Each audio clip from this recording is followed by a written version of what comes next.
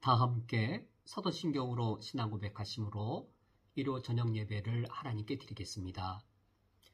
전능하사 천지를 만드신 하나님 아버지를 내가 믿사오며 그 외아들 우리 주 예수 그리스도를 믿사오니 이는 성령으로 잉태하사 동정녀 마리에게 나시고 본디오 빌라도에게 고난을 받으사 십자가에 못 박혀 죽으시고 장사한 지 사흘 만에 죽은 자 가운데에서 다시 살아나시며 하늘에 오르사 전능하신 하나님 우편에 앉아 계시다가 저리로서 산자와 죽은 자를 심판하러 오시리라. 성령을 믿사오며 거룩한 공회와 성도가 서로 교통하는 것과 죄를 사하여 주시는 것과 몸이 다시 사는 것과 영원히 사는 것을 믿사옵나이다. 아멘. 하늘과 땅을 창조하신 주님이 나의 왕, 나의 아버지이시오니 이 시간 저희들이 함께 모여 주님을 찬양하며 경배합니다. 백성으로서 왕이신 하나님의 선한 통치를 즐거워하고 아들로서 아버지 하나님의 무한한 사랑을 높이오니 이 시간 우리 중에 오시어서 저희들이 주님을 경배하고 주님을 찬양할 때에 우리의 예배를 받아주시옵소서. 예수 그리스도의 이름으로 기도합니다. 아멘. 다 함께 찬양하겠습니다. 찬송가 210장 시온성과 같은 교회 찬양하겠습니다.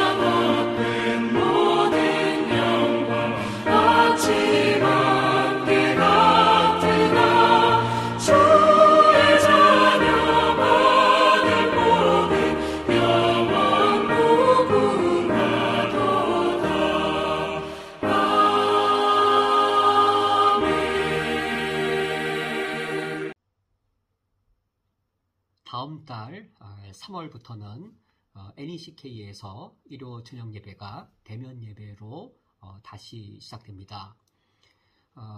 유튜브로 예배 영상을 업로드해서 드리는 방식은 이번 2월달 말로 종결되어집니다. 이해 유념해 주시기 바랍니다. 오늘 성경 말씀은 구약성경 창세기 14장 17절부터 20절까지의 말씀입니다. 오늘 성경 말씀을 제가 봉독해 드리겠습니다. 아브라함이 그 놀라운 일과 그와 함께한 왕들을 처부수고 돌아올 때에 수도망이 사의 골짜기 곧 왕의 골짜기로 나와 그를 영접하였고 살레망 멜기스덱이 떡과 포도주를 가지고 나왔으니 그는 지극히 높으신 하나님의 제사장이었더라. 그가 아브라함에게 축복하여 이르되 천지의 주제이시요 지극히 높으신 하나님이여 아브라함에게 복을 주옵소서.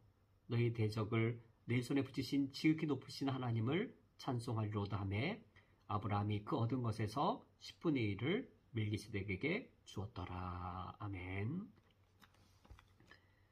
다 함께 기도하고 말씀을 듣겠습니다. 하나님 아버지시여, 저희들이 하나님을 섬기는 것이 하나님을 아는 지식에서 흘러나오게 해 주옵소서.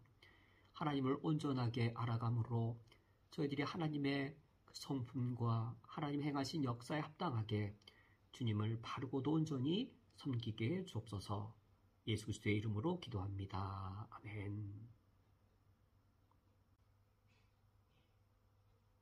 제가 목회자로서 성도님들을 가르칠 때에 가장 어려운 주제 중 하나가 바로 헌금입니다.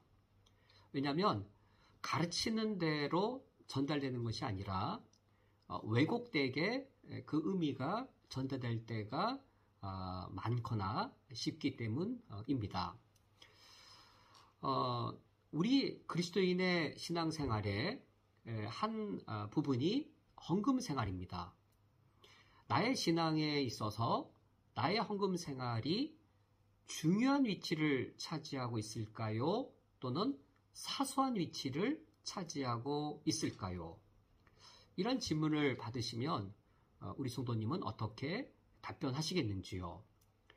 만약 헌금 생활이 내 신앙생활에 아주 사소한 역할밖에 못한다면 헌금 생활을 성실하게 헌금 생활을 바르게 하더라도 내 신앙에 어떤 긍정적인 역할을 하는 것은 작은 부분에 그칠 것입니다.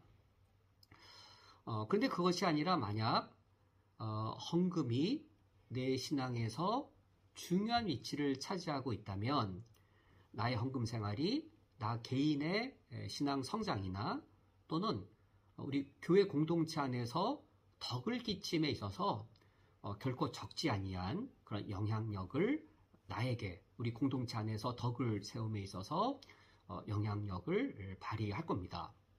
전자일까요? 후자일까요? 제가 목회자로서 단적으로 단언할 수 있습니다. 헌금은 나의 신앙생활에서 중요한 위치를 차지하고 있다라고 단적으로 말할 수 있습니다. 얼마나 중요하냐라고 다시 묻는다면 대체적으로 대부분의 성도님이 생각하는 것보다 훨씬 더 큰 중요한 역할을 하고 있다라고 말할 수 있습니다. 특히 돈에 인색한 분들이 있습니다. 돈을 모으는 일은 잘하지만 나의 모은 돈을 나누는 일에는 인색한 분들이 있습니다. 특히 사람들 앞에 허세를 부리고 이렇게 한턱 내는 것, 그런 건 잘하지만 사람들이 보지 않는 곳에서는 돈을 전혀 못 쓰는 분들도 있습니다. 허세를 부려도 돈을 잘 쓰는 것 같은데 자기 이름이 드러나지 않으면 전혀 조금 더 돈을 못 쓰는 분이 있을 수도 있죠. 이와 같이 돈에 있어서 인격의 미숙함이나 또는 돈을 너무 사랑하고 돈을 지극히 의지하거나 어떤 그런 분들의 경우에 있어서는 헌금이 다른 분들보다 더 큰 중요한 역할을 할 가능성이 매우 높습니다. 우리 그리스도인들의 신앙생활이란 하나님께 나를 드리는 헌신된 삶을 사는 것이지요. 하나님을 나의 주, 나의 왕으로 고백하면서 나를 드리는 삶을 사는 것인데 나에게 소중한 것 드리는 위해서 빼놓고 나를 드린다는 게 가능할까요? 어떤 분에게 있어서는 돈이 별로 안 소중합니다. 돈보다 더 소중한 게 있는데 바로 시간입니다. 시간을 돈보다 더 귀중하게 여기는 성도님에게 있어서 하나님을 위해 시간을 쓰지 않고서 자신을 드리는 일이 가능할까요? 오히려 이분은 헌금 생활은 잘하고 있을지 몰라도 시간을 드림에 있어서는 너무 인색해서 그 시간의 인색함을 깨트리지 아니하면 신앙 성장이 이렇게 왜곡이 되는 것이죠. 어떤 분에게 있어서는 헌금 생활이, 어떤 분에게 있어서는 시간을 드림이 이제 신앙 성장에 또 어떤 걸림돌이 되거나 공동체의 덕을 세움에 있어서 한계치가 될 수도 있습니다.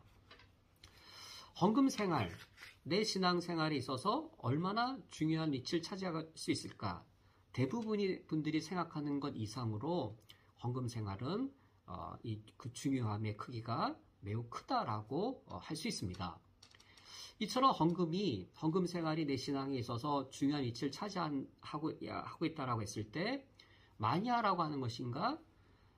그 헌금 생활을 억지로라도 반드시 하라고 하는 것인가? 라고 또 알아들을까봐 참 목회자로서 헌금을 가르치는 것에 항상 긴장되고 어떻게 균형 있게 가르침을 전달할지 고민이 되는 것이죠. 잘못된 열심으로 헌금 생활하는 것도 매우 큰 오류이고 또는 자유로우신 하나님의 그 인격에 의지해서 나의 게으른 헌금 생활을 정당화하는 것도 잘못입니다.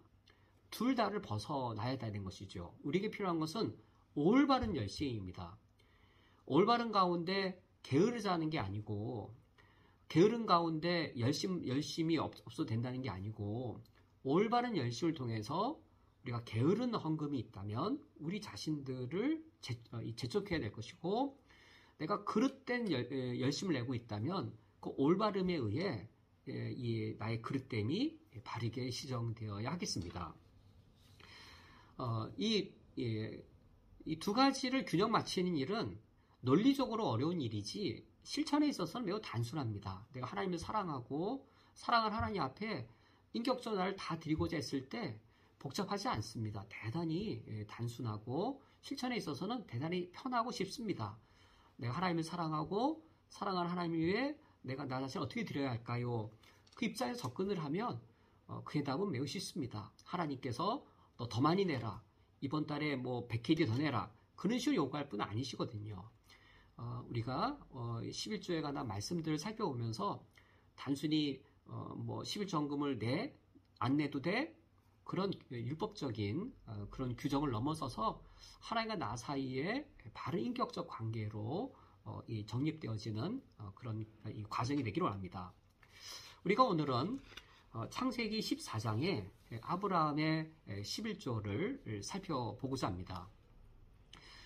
사실 아브라함의 이 11조는 창세기 14장 문맥으로 읽으면 뭐 전혀 어려운 문맥이 아닌데 11조 엄수주의자들이 이 아브라함의 11조를 잘못되게 해석해서 이 아브라함의 11조를 잘못 우리에게 이용하고 있기 때문에 우리가 다시 한 번 더 검토해 보아야 하는 것이지요. 이 11조 엄수주의자들은 이 아브라함의 11조를 이렇게 여깁니다. 모세율법 이전에 하나님의 11조 명령이 있었다. 하나님께서 모세율법에 처음으로 11조 명령을 하신 게 아니고 아브라함 때부터 아담 때부터 에덴 동산의 아담 때부터 11조를 드리도록 명령하셨다.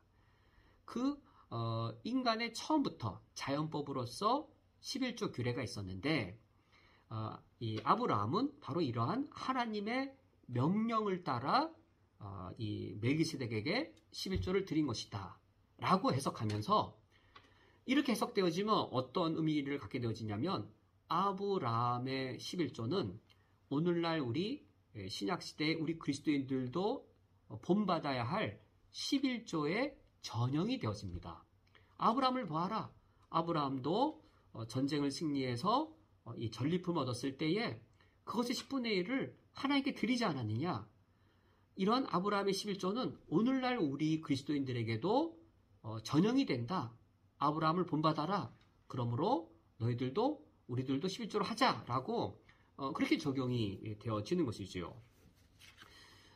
창세기 14장의 문맥에 들어가서 읽더라도 과연 이런 11조 엄수주의자들의 이런 해석과 그 의미가 정말로 맞는가 그것을 고찰해 보는 것이 오늘 목적이 되겠습니다. 과연 아브라함은 어떤 의미로 멜기세덱에게 11조를 드린 것인가 그리고 어떤 규례를 따라 멜기세덱에게 이런 11조를 드린 것인가 우리가 이 사실들을 창세기 14장의 본문을 살펴보면서 함께 나누도록 하겠습니다. 창세기 14장의 이야기를 보면 아브라함이 매우 용맹하고 또 멋있는 삼촌의 모습으로 등장합니다. 아브라함에게는 롯이라고 하는 조카가 있었습니다. 근데 어느 날 조카 롯이 전쟁포로가 되어서 끌려가고 있다라는 소식을 아브라함이 듣습니다. 조카 롯이 매우 어떤 위기 상황, 위태로운 상황에 놓여 있는 것이지요. 이 소식을 삼촌 아브라함이 듣자마자 자기 집에서 길리고 훈련된 자 318명을 거느리고 조카 롯을 구출하기 위한 추격전에 들어갑니다. 물론 자신에게 318명의 군대 외에 동맹한 사람들도 있었지만 아브라함이 이제 조카 롯을 구출하기 위해 상대해야 될 군대는 상당히 큰 규모였지요. 그래서 이 아브라함은 이 밤에 기습 작전을 펼칩니다. 여러 조로 나누어서 이 깊은 밤에 기습 작전을 펼치고 무사히 조카 롯을 구출할 뿐만 아니라 모든 포로들을 다시 찾아오는 아주 큰 전쟁 승리를 가져옵니다. 이처럼 큰 전쟁 승리를 아브라함이 하고 돌아올 때에 하나님의 제사장 멜기세덱이 아브라함을 영접합니다. 그것이 이제 우리가 오늘 읽은 창세기 14장 17절의 말씀인데, 이처럼 전쟁 승리를 하고 온 아브라함을 하나님의 제사장 멜기세덱이 영접하면서 하나님을 찬양하고 하나님을 높입니다. 아브라함에게 전쟁 승리를 주신 하나님을 찬양합니다 라고 하나님을 높입니다. 그것이 이제 19절의 말씀인데, 이처럼 아브라함이 자신을 축복하면서 이 전쟁의 승리는 여호와께 있다, 여호와 하나님께 승리하신 것이다 라고 하나님을 찬미하는 이 멜기세덱의 이 노래를 들었을 때에 아브라함의 마음도 공감이 되고 동의가 됐던 것이죠. 이 놀라운 전쟁의 승리, 이것은 내가 이룬 것이 아니라 하나님께서 승리케 하신 것이다. 그리하여 이 하나님의 제사장 멜기세덱에게 10분의 1을 드리게 됩니다. 자신이 전쟁에서 얻은 이 전쟁 승리의 전리품 중에 10분의 1을 멜기세덱에게 드리게 됩니다. 그것이 이제 20절의 말씀이지요. 제가 다시 한번 읽어드리면, 너희 대적을 내 손에 붙이신 지극히 높으신 하나님을 찬송할지로다 하매, 멜기세덱이 이렇게 노래한 것이죠. 아브라함이 그 얻은 것에서 10분의 1을 멜기세덱에게 주었더라. 바로 이 장면이 아브라함의 11조입니다. 그러면 이 아브라함의 11조를 우리가 어떻게 해석해야 하겠는지요? 어떤 의미로 우리가 해석해야 하겠는지요? 11조 엄수주의자들은 이 아브라함의 11조의 의미를 그릇되게 해석하고 그리하여 그들의 이 그릇된 해석에 근거해서 오늘날 신약시대 그리스도인들도 아브라함처럼 이 11조를 드려야 된다라고 그릇된 요구를 하고 있습니다. 11조 엄수주의자들의 이러한 해석과 이러한 주장이 왜 창세기 14장의 본문 안에 걸맞지 않나? 왜 틀렸는가? 과연 그 틀렸다라고 하는 것은 왜 명확한가? 우리가 그 사실은 먼저 배경을 보면 압니다. 우리가 오늘 읽은 창세기 14장 17절에서 20절, 17절에서 20절이 아브라함의 11조이거든요. 이 사건이 배경 없이 등장한 것이 아니라 배경 후에 등장한 것이죠. 과연 아브라함이 어떤 배경이 먼저 있었고 그 배경에 의해 어떤 문맥에서 멜기세덱에게 아브라함이 10조를 드린 것인가? 배경을 문맥으로 삼아서 아브라함의 11조의 의미를 해석해야 됩니다. 배경의 문맥 없이 아브라함이 멜기세덱에게 11조를 드린 이 사건 하나만 분리시켜서 해석을 하면 오류가 오류를 범할 가능성이 있는 것이죠. 그러므로 이 17절부터 20절까지의 아브라함의 11조의 의미를 문맥 안에서 그 배경을 문맥으로 삼아 이 아브라함의 11조의 행위를 해석할 때 아브라함의 11조의 의미를 우리가 성경 문맥 안에서 바른 의미로 해석할 수 있습니다. 이제 그러면 이 14장 1절부터 16절 과연 어떤 사건이 배경이 되었는가, 그 배경을 먼저 살펴보고 그 배경에 근거할 때 아브라함의 11조가 어떤 의미였는지를 이어서 살펴보도록 하겠습니다. 아브라함의 11조의 의미는 그 배경을 문맥으로 삼을 때 바르고 정확한 의미가 해석됩니다. 창세기 14장 1절부터 16절까지가 바로 그 배경이 되는 사건입니다. 두 가지 배경을 우리가 나누어 볼 수 있는데 첫 번째 배경은 아브라함이 연루된 이 전쟁은 그 당시 가나안 땅에 세계적 규모로 일어난 전쟁이었다라는 사실입니다. 먼저 그 1절과 2절 말씀을 보면 상당히 여러 나라들이 나옵니다.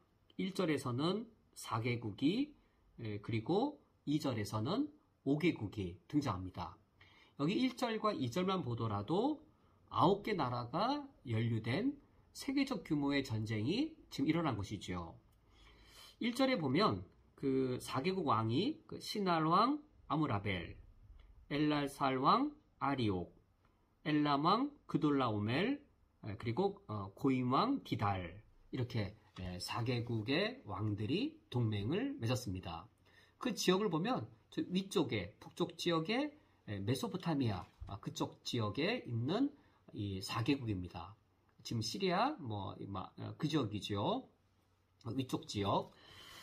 그 위쪽에 이 4개국의 왕들이 이 남쪽에 있는 이 가나안 지역의 5개국을 이제 침략하러 내려옵니다. 2절에 있는 5개국은 이제 가나안 땅에 있는 이 나라들인데 소돔 왕 베라, 고모라 왕 비르사, 아드마 왕 시납, 스보임 왕 세메벨, 그리고 벨라곳 소알 왕, 이렇게 5개국 왕, 가나안의 5개국 왕과 저쪽 북쪽에 있는 4개국의 동맹국 왕들이 서로 싸우게 됩니다. 3절은 그 전쟁이 일어난 장소인데 3절에 이들이 다 시틴 골짜기 곧 지금의 염해에 모였다라고 말합니다. 이 국의 연합국이 함께 모여 전쟁을 펼치게 되었는데 그러면 이 전쟁이 왜 일어났는가? 전쟁이 일어난 이유가 4절에 있습니다. 이들이란 2절의 5개국 왕들인데 그러니까 이 가나안 땅의 5개국 왕들이 12년 동안 그돌라오멜을 섬기다가 이 그돌라오멜이 그 1절에 보면 등장하고 있습니다. 엘라망 그돌라오멜 거기 1절에 있죠. 그돌라오멜을 섬기다가 제13년에 배반한지라. 이 말씀을 보면 지난 12년 동안은 이 가나안 땅의 이 왕들이 북쪽 지역의 왕들에게 조공을 바치면서 속국으로 섬겼다가 이제 자신들도 거대해지고 부유해지니까 조공 드리는 것을 멈춘 것 같습니다. 그러자 이제 북쪽에 있는 강성한 이 4개국이 연합을 하여서 이처럼 쳐들어온 것이지요.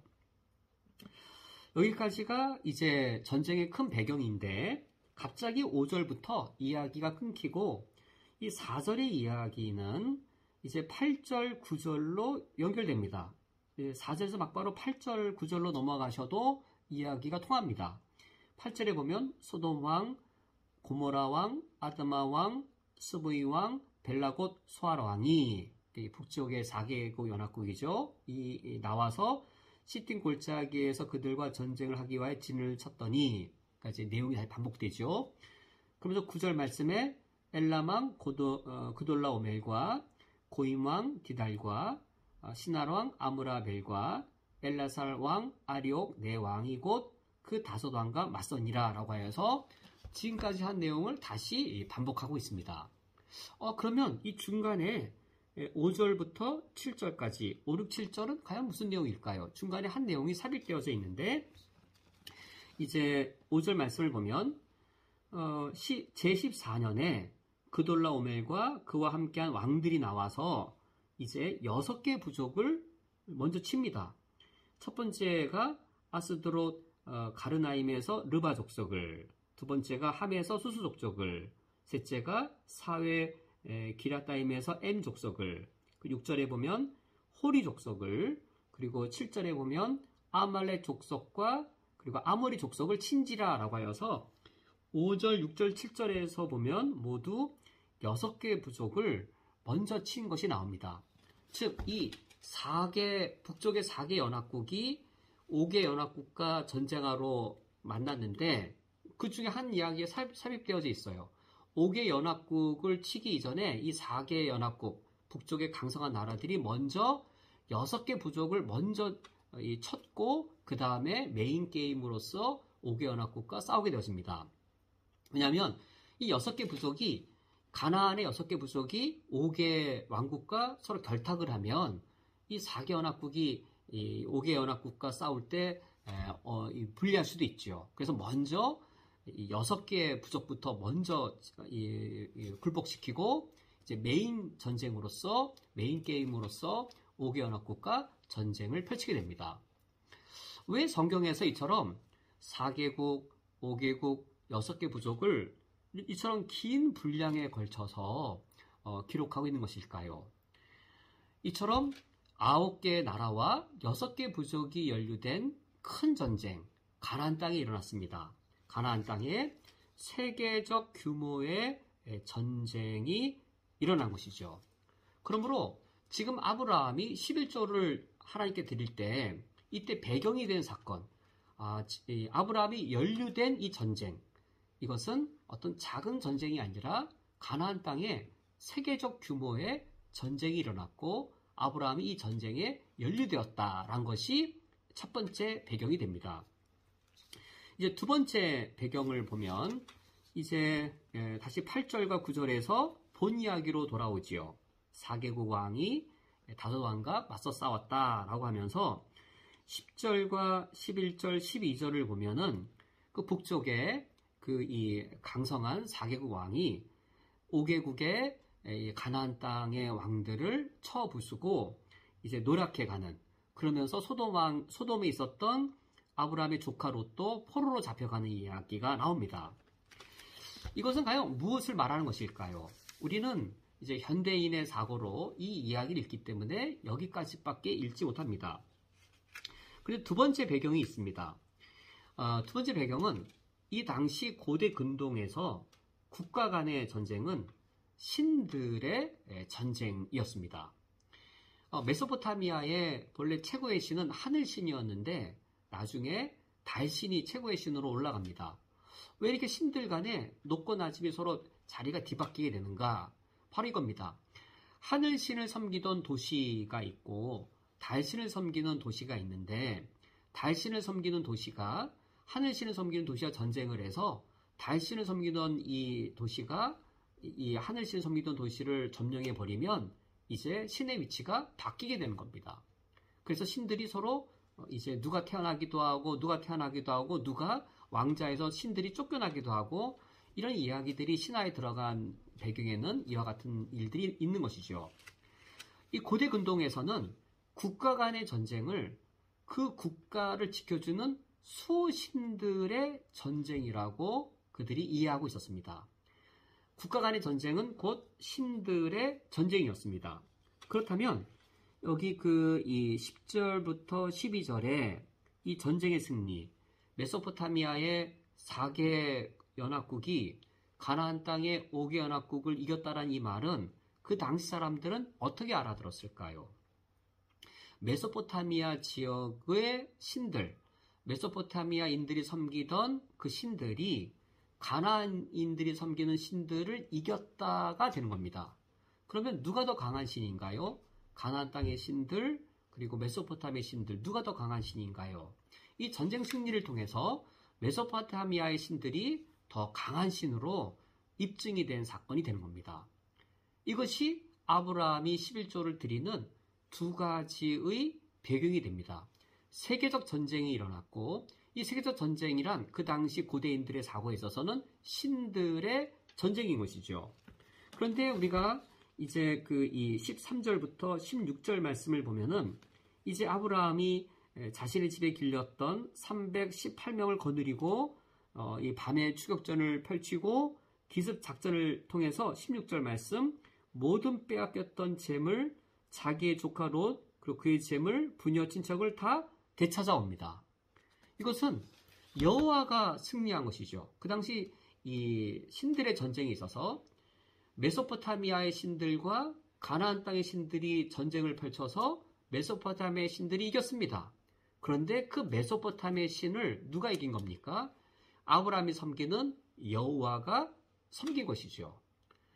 이런 배경이 먼저 있고 그리고 17절에 아브라함이 멜기세덱에게 11조를 드리는 이 사건이 이어서 나온 겁니다.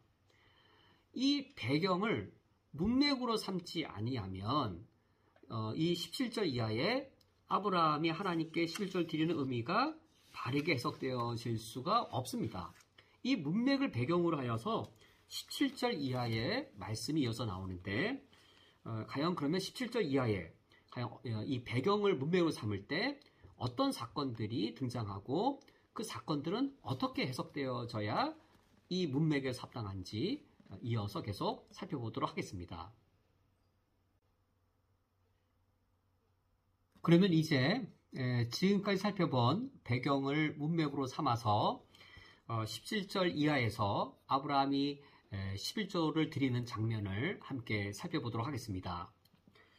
먼저 17절 말씀을 보면 이제 아브라함이 이제 전쟁 승리를 하고 돌아올 때에 소돔왕이 나와서 아브라함을 영접합니다. 소돔왕 외에 또 한 사람의 왕이 아브라함을 영접하는데 그가 18절에 살렘왕 멜기세덱입니다. 멜기세덱은 이처럼 소개하고 있습니다. 18절 말씀에 살렘왕 멜기세덱이 떡과 포도주를 가지고 나왔으니 그는 지극히 높으신 하나님의 제사장이었더라. 멜기세덱에 대한 언급이 성경에 또 다른 부분들이 없어서 멜기세덱이 누구인지 그가 어떻게 하나님을 섬기는 제사장인지 우리가 더 자세히 알 수 있는 길은 아쉽게도 없습니다. 이처럼 하나님을 섬기는 이 제사장이면서도 또 그가 왕이었던 사실이 또 독특하지요. 왕이면서 제사장이었던 멜기세덱이 소돔왕과 함께 이제 이 전쟁을 승리하고 돌아온 아브라함을 영접합니다. 이때 영접에 대한 이 모습, 19절에서는 이제 19절과 20절에서는 이제 이 살렘왕 멜기세덱에게 영접하는 모습이 나오고 그리고 21절에서는 소돔 왕이 멜기세덱과 대조되어 이제 이 아브라함을 영접하는 모습이 나옵니다. 과연 이 두 왕이 아브라함을 영접하는 그 태도가 어떻게 서로 비교가 되는가? 이 비교가 되는 것도 이제 11조의 의미를 확증해 주는 것에 이제 역할을 합니다. 한번 둘을 한번 비교해 보겠습니다. 19절을 보면은 그는 이 살렘왕 멜기세덱이죠. 아브라함을 축복하면서 이렇게 하나님의 이름을 노래합니다. 천지의 주제란 이름으로 하나님을 부르고 있고 또 지극히 높으신 하나님이여 라고 지극히 높으신 하나님이란 이름으로 부르면서 아브라함에게 복을 주옵소서라고 이제 노래하고 있습니다. 여기 두 가지 이름이 있습니다. 천지의 주제라는 이름 그리고 지극히 높으신 하나님이란 이름. 이 두 이름이 하나님의 두 이름이 이 배경이 되어지는 이 사건과 잘 조화를 이루고 있습니다. 천지의 주제 잘 우리 한글로 번역이 되었는데 천지의 주제란 하늘과 땅의 통치자라는 의미입니다. 하늘과 땅 모든 세계이지요.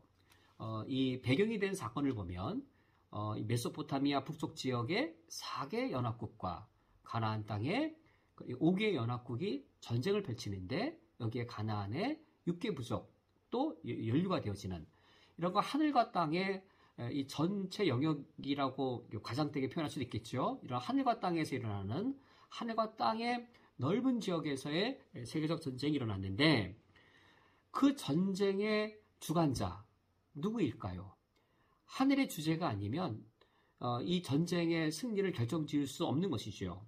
그런데 바로 아브라함의 하나님이 이 메소포타미아 신들이 가나안 신들을 누르고 이겼지만 그 메소포타미아 신들을 여호와 하나님이 다시 누르신 겁니다.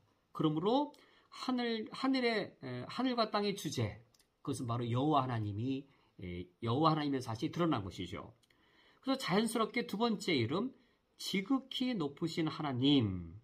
이 지극히 높으신 하나님이 이제 완전히 완전히 번역이 되어져 버렸는데 이것이 히브리어로는 엘 엘론이라는 이름입니다.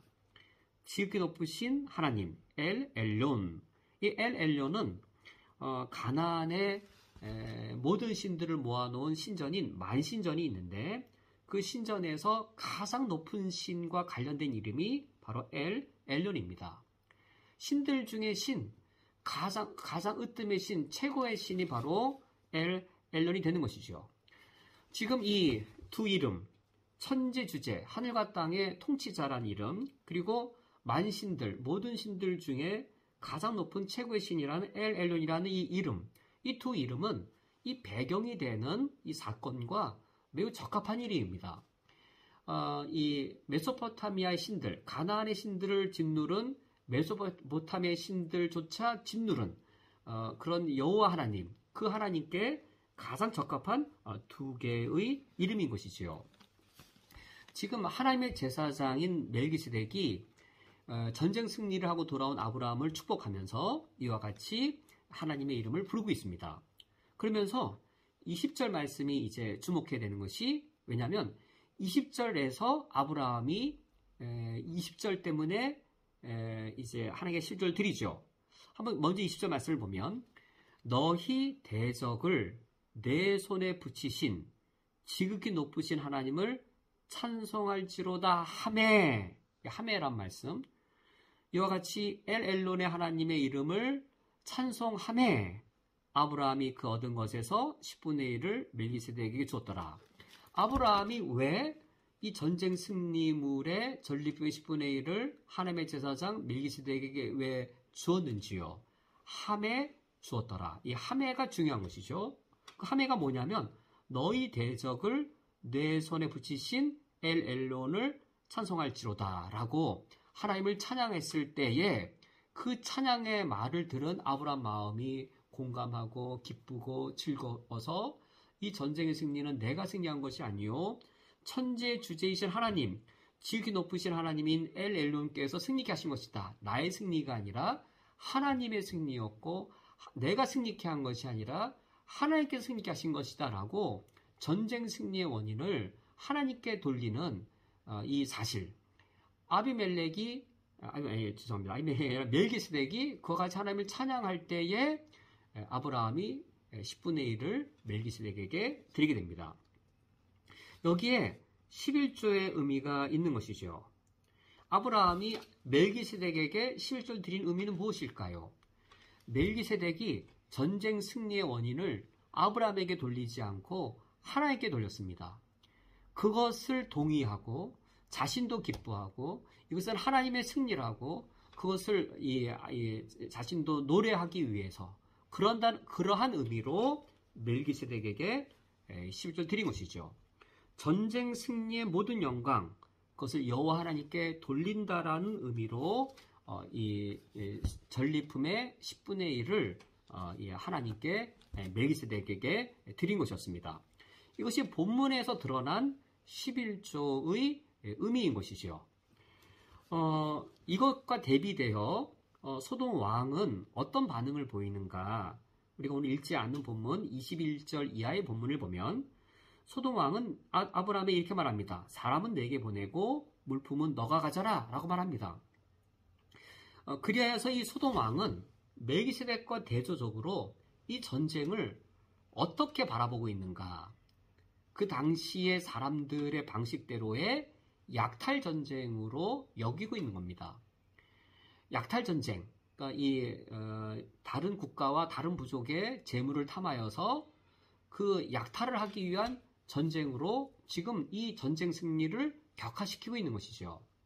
아브라함은 그 당시의 풍속에 의해 전쟁 승리의 전리품을 자신이 취할 정당한 권리를 갖고 있음에도 이처럼 소돔 왕이 이 전쟁의 승리를 약탈 전쟁의 승리 정도로 격화시킨 것을 보고 아브라함은 견딜 수가 없었습니다. 그리하여 22절 말씀을 보면 아브라함이 이렇게 소돔 왕에게 반응합니다. 아브라함이 소돔 왕에 이르되 천지의 주제이시오 지극히 높으신 하나님 여호와께 내가 손을 들어 맹세하노니 라고 하면서 내가 이 실오락이 하나라도 취하지 않겠다. 오직 24절 말씀 나에게 동맹 맺은 그 분깃은 제하더라도 나는 하나라도 이것을 얻지 않겠다. 그 이유는 23절 말씀에 내 말이 내가 아브라함으로 치부하게 하였다 할까 하여 내게 속한 것은 실 한 오락이라도 갖지 않겠다.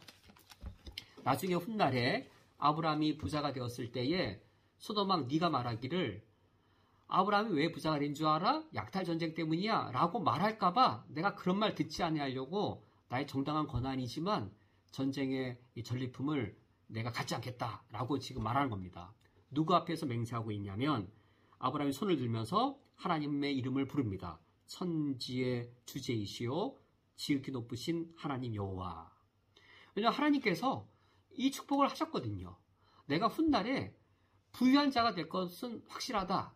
그런데 약탈 전쟁 때문이 아니라 천지의 주제이시오 지극히 높으신 하나님이 내게 약속한 바가 있는데 그 약속이 이루어져서 내가 부유하게 된 것이지 너의 말대로 내가 약탈 전쟁으로 인해서 이렇게 부를 이룬 게 아니다. 네가 나중에 하나님의 축복을 그렇게 네가 왜곡시킬까봐 내가 실 한 오락이라도 내가 받지 않겠다라고 아브라함이 이 담대하게 선언하는 모습입니다.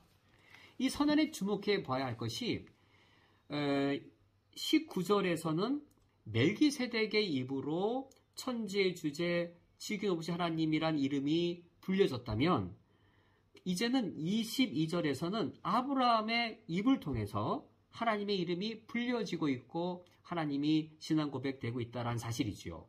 아브라함이 자신의 입으로 천지의 주제이시오 지극히 높으신 하나님 여호와라고 그가 멜기세덱을 통해 방금 듣는 이름을 자기의 입으로 그 이름을 고백하고 있습니다. 이런 문맥에서 11조가 등장하는 겁니다. 그러므로 창세기 14장에 주된 메시지는 하나님이 누구이신가를 드러내는 것에 초점이 맞춰져 있는 본래 의미입니다. 아브라함이 이 전쟁을 통해서 하나님이 누구이신지를 드디어 알게 되었다가 이 11조 자체가 중요한 게 아니고 아브라함이 이 조카 롯을 구출하는 이 사건을 통하여서 아브라함이 드디어 하나님의 이름을 알았다. 하나님이 어떤 분인지 알게 되었다. 아브라함이 내가 섬기는 그 하나님은 천지의 주제이시오 지극히 높으신 하나님이라는 사실을 체험하여 그의 삶 속에서 알게 되었다. 이것이 창세기 14장의 본래 메시지이고 이 본래 메시지에서 아브라함의 11조가 역할을 하는 것이죠.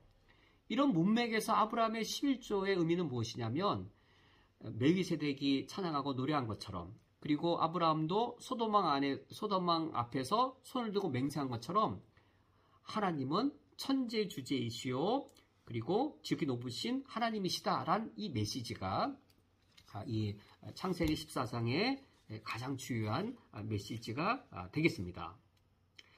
과연 이런 의미로 아브라함이 11조를 드렸는데 과연 이런 의미로 드린 이 11조의 이 규례를 과연 11조 엄수주의자들이 말하는 것처럼 모세율법 이전에 11조의 규례가 이미 있었고 그 규례에 따라 드린 것이었다라고 주장할 수 있겠는가? 아브라함이 지금 이런 상황에서 드린 이런 11조를 오늘날 우리가 교회에서 드린 11조 헌금이 있죠. 오늘날 우리가 교회에서 드린 11조 헌금의 전형이라고 직접적으로 연결시킬 수 있겠는가? 그래서 성도님들이 매월 이제 직장에서 월급을 받으시면 10분의 1의 헌금을 하나님께 드리죠. 이 헌금을 과연 아브라함의 이 11조를 전형으로 삼아서 요구할 수 있을까? 왜 그렇게 전형으로 삼는 것은 성경적으로 옳지 않는가? 이에 대해 이어서 마지막으로 살펴보도록 하겠습니다. 이제 우리가 마지막으로 살펴볼 문제는 아브라함의 11조를 모세 율법 이전에 시행된 11조 규례라고 볼 수 있는가라는 문제입니다. 당연히 11조 엄수주의자들은 이 아브라함의 11조는 모세 율법 이전에 시행된 11조 규례다라고 주장하기 원하는 것이죠. 모세 율법 이전에도 하나님께서는 11조를 드리도록 명령하셨고 바로 그 명령에 따라 아브라함이 11조를 드렸으므로 오늘날 우리 그리스도인들도 11조를 드려야 한다라고 그들은 주장하고 싶은 것이지요. 그들의 주장이 옳으려면 이 아브라함의 11조는 모세 율법 이전에 시행된 11조 규례라는 사실이 입증이 되어야 되는데 이 사실이 입증이 되려면 아브라함의 11조와 모세 율법의 11조 사이에 유사함이 상당히 많이 있어야 되는데 그 유사함은 매우 작고 오히려 두 11조를 같은 제도라고 보기에는 어려울 정도로 다른 점이 더 많습니다. 아브라함의 11조와 모세율법의 11조의 유사한 점, 무엇이 유사한가요? 매우 단순합니다. 10분의 1의 분량을 드렸다라는 이 사실만 유사합니다. 모세율법에서도 땅의 소산의 10분의 1을 하나님께 드려라. 아브라함은 전쟁 전리품의 10분의 1을 하나님께 드렸다라는 그 10분의 1의 분량을 드린 것 외에는 모세율법의 11조와 아브라함의 11조 사이에는 유사점이 없습니다. 오히려 의미 있는 차이점, 그것이 더 부각됩니다. 둘을 비교해보면 둘을 같은 것으로 여길 수 없는 그런 의미 있는 차이점들이 있습니다. 최소한 세 가지가 있는데 첫 번째는 성격입니다. 모세율법의 11조는 그 성격이 의무적입니다. 안 드려서는 안 됩니다. 반드시 드려야 됩니다. 아브라함도 멜기세덱에게 10분의 1의 전리품을 드릴 때 반드시 드려야 됐었나요? 의무적으로 드린 것이었나요? 아니면 의무적인 것이 아니라 자발적으로 드린 것이었나요? 모세율법의 11조는 그 성격이 의무적인 것에 비하여 아브라함의 11조는 자발적이었습니다. 같은 것이 아니지요. 두 번째는 봉헌 규정입니다. 모세율법의 11조 봉헌 규정에 따르면 그것은 체계적이어서 봉헌 규정이 체계적이어서 정규적으로 반복되어 있습니다. 이를테면 11조는 레귤러한 거란 거죠. 정규적이어서 연례적으로 1년마다 드려야 됐고 1년마다란 말은 반복적이었습니다. 11조가 세 종류의 11조가 연례적으로 있는 그런 체계를 갖추고 있어서 그래서 해마다 반복이 된 것이죠. 이 봉헌 규정이 체계적이어서 정규적인 반복으로 드려진 것이었다라는 특성을 갖습니다. 이것에 비하여 아브라함의 11조도 체계적이었는가? 체계적인 것이 아니라 우발적이었어요. 아브라함이 의도하고 온 것이 아니라 이 멜기세덱의 하나님 향한 찬미의 말을 듣고 우발적으로 드리게 된 것이었습니다. 따라서 레귤러하게 정규적으로 반복된 것이 아니라 이례적으로 일시적이었습니다. 아브라함이 멜기세덱에 단회적으로 이례적으로 드리고 일시적이었던 것이지 그것이 체계적이어서 정규적으로 반복된 11조가 아니었습니다. 우린 그 이후에 아브라함이 해마다 멜기세덱을 찾아가서 11조를 드렸다라고 하는 기록을 찾아볼 수 없습니다. 세 번째는 11조의 품목입니다. 11조는 하나님을 땅의 주인, 그 땅의 통치자로 고백하는 것이어서 땅의 소산물을 드려야 됩니다.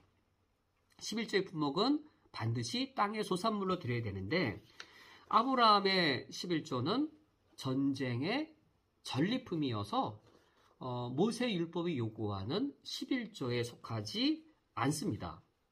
그래서 학자들은 모세 율법의 11조와 아브라함의 11조를 서로 비교해 보면 그 특성들이 너무나도 달라서 아브라함의 11조를 모세 율법 이전에 시행된 11조 규례로 볼 수 없다라고 단정을 짓습니다.